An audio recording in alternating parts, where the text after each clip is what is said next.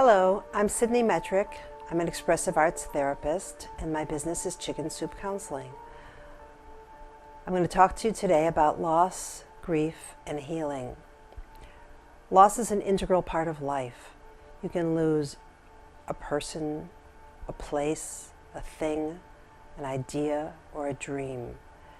And if the loss that you experience is one that's profound and difficult, you're going to go through a period of grieving.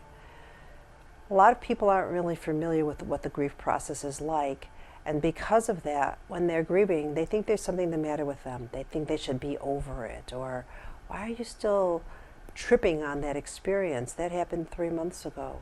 Well, depending on what it is that you lost and how attached you were to that person, place, thing, dream, or idea, what happens to you is going to be something maybe unlike anything you've ever experienced before or ever want to experience again. Because grief impacts you physically, emotionally, mentally, and spiritually. When you have a physical response to grief, it could be that there's a big feeling of a weight on your shoulders, a burden, or it could be an emptiness, or it could be sick to your stomach that you can't eat. It could be that you're shaking, or that you have headaches or stomach aches. There are a lot of physical symptoms that can accompany grief.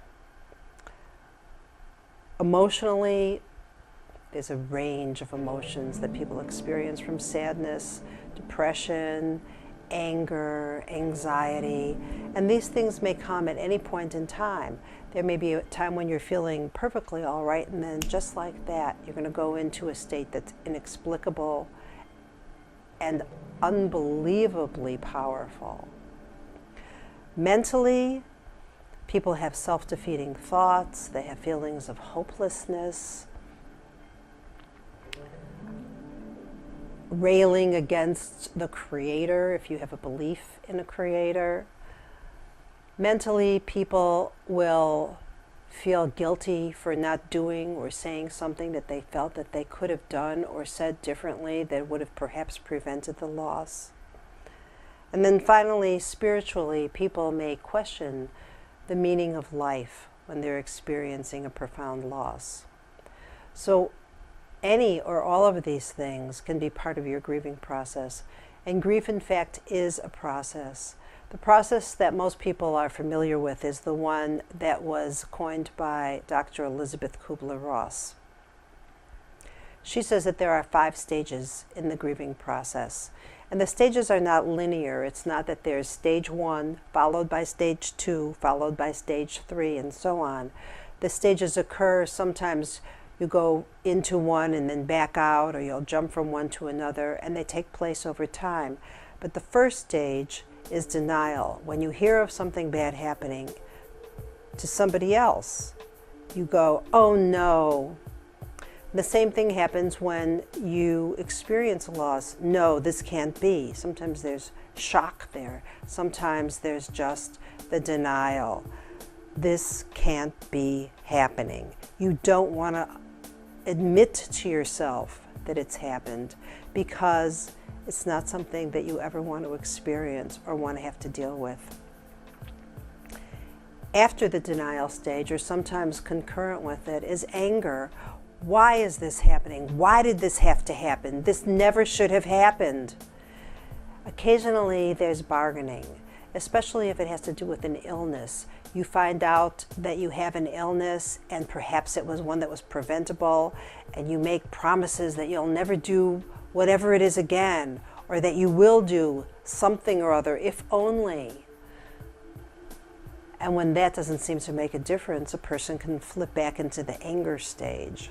So denial, anger, bargaining, and then depression as it starts to sink in and you realize that, yes, it's over. That person will never be in your life again, or never be in your life again the same way. Or that thing is gone. The house burned down. The car was stolen. It's gone. And it's not going to be there. And there's nothing you can do about it. And that's just a bad feeling. Depression. And that could linger for a long time, depending on the strength of your attachment and the other factors that I talked about in the first video on loss.